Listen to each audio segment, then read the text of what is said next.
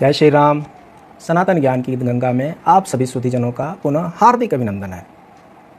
मित्रों, सनातन धर्म में पेड़ पौधे से लेकर के पशु पक्षी तक पूजने का प्रचलन रहा है। सनातन धर्म में 33 कोटि के देवी देवता माने गए हैं। इन सभी देवी देवताओं का एक स्वरूप होता है, एक आभूषण अलग अलग होते हैं, क्योंकि इस हिंदू सनातन धर्म में साकार रूप में ईश्वर को पूजा जाता है। इस साकार रूप में देवी देवता सभी आ जाते हैं और सभी देवी देवता के अलग अलग स्वरूप होते हैं, अलग अलग आभूषण होते हैं, अलग अलग वाहन भी होते हैं। आपने देखा होगा कि ये जितने भी देवी देवता हैं, इन सब के अपने अलग अलग वाहन हैं।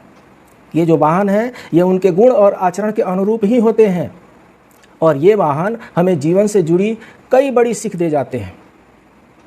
सनातन संस्कृति में वाहन को देवी देवताओं के साथ क्यों जोड़ा गया, इसकी चर्चा तो हम इस बीच में करते ही जाएंगे, लेकिन समझने वाली बात है कि ये जो देवी देवता हैं, ये अपनी दिव्य शक्तियों के कारण जब जहाँ चाहें वहाँ आ जा सकते हैं। फिर इनको ये साधारण से दिखने वाले पशु पक्षी की ज़रूरत क्यों पड़ी वाहन के रूप में लेने के लिए?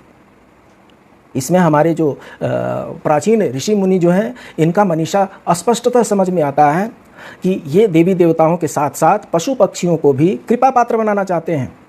ये कब चाहते हैं कि देवी देवताओं के साथ पशु पक्षियों का भी नाम लिया जाए, देवी देवताओं के साथ पशु पक्षियों को भी पूजा जाए, देवी देवताओं के साथ पशु पक्षियों पर भी कारुणिक भाव रखा जाए, दया रखा जाए। मनुष्य इतना निष्ठुर न हो जाए कि इन जीवों की हत्या ही कर दे। इन जीवों से हिंसक प्रवृत्ति को रोकने के लिए, इन जीवों को पूजा पाठ करने के लिए, इन जीवों का संरक्षण करने के लिए संभवतः हमारे मनीषियों ने इन देवी देवताओं के वाहन के रूप में स्वीकृत किया होगा। तो एक एक करके हम देखते चलते हैं कि ये जो इनके वाहन ऐसा ही क्यों है। गणेश जी का वाहन मूषक ही क्यों है, शिव जी का वाहन बैल ही क्यों है? तो इसमें ऐसा देखा गया है कि उनके व्यवहार के अनुरूप उनको जोड़ा गया है और मनुष्यों की रक्षा के कारण भी उन्हें भगवान के साथ जोड़ दिया गया है, सो दैट मनुष्य जो है उनकी किसी प्रकार की क्षति न पहुंचा सके।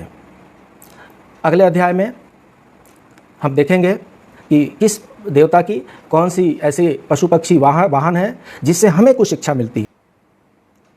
सनातन धर्म में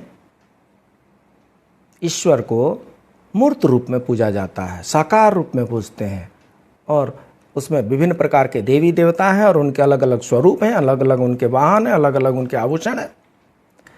इसी क्रम में अभी हम जानेंगे माँ दुर्गा का वाहन शेर। शेर पे सवार होके माता जो है वो एक जगह से दूसरी जगह जाती हैं, ऐसा दिखाया जाता है। दुष्टों का संहार करने के लिए और अपने भक्तों पर कृपा बरसाने के लिए ही माँ दुर्गा का अवतरण हुआ था। जब जब इस धरा पर दुष्टों का प्रादुर्भाव बढ़ता है, तब तब माता दुर्गा किसी न किसी शक्ति रूप में प्रकट होती हैं और उनका विनाश करती हैं। क्यों करती हैं? क्योंकि अपने भक्तों को पर कृपा बरसाने के लिए, अपने भक्तों की रक्षा करने के लिए वो दुष्टों का संहार करती हैं। शेर की भी यही खासियत होती है। शेर जो होता है हमेशा चौकन्ना रहता है और जंगल में जहाँ कहीं भी ज़्यादा अनियमितता दिखाई पड़ती है वहाँ पर वो अटैक करता है। अच्छा, दूसरी शेर की विशेषता क्या होती है? शेर हमेशा एक परिवार में रहता है।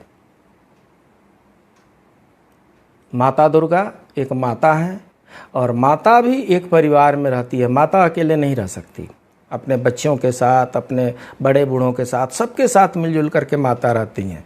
शेर भी उसी तरीके से एक लगभग संयुक्त परिवार में रहता है और व्यर्थ में अपनी शक्ति कभी नहीं गंवाता। अगर शेर भूखा नहीं है, वो किसी को नहीं मारने वाला। शेर तभी किसी को मारता है जब उसे भूख लगी होती है, तभी किसी का शिकार करता है जब अपना आहार बनाना होता है। अन्यथा वो पेट भूखा नहीं है, पेट भरा हुआ है, तो शेर किसी पर आक्रमण नहीं करता है। अपनी शक्तियों का अननेसेसरी यूज नहीं करना है। जहाँ पे ज़रूरत है वहीं पर अपनी शक्तियों को यूज करना है। इस वाहन से, दुर्गा माता के इस शेर नामक वाहन से हमें यह शिक्षा मिलती है कि हमें सुख हो या दुख हो, अपने परिवार के साथ मिल करके रहना चाहिए और अपने शक्तियों का सदुपयोग करना चाहिए, दुरुपयोग नहीं करना चाहिए। मिलते हैं एक नए टॉपिक के साथ, तब तक के लिए जय श्री राम।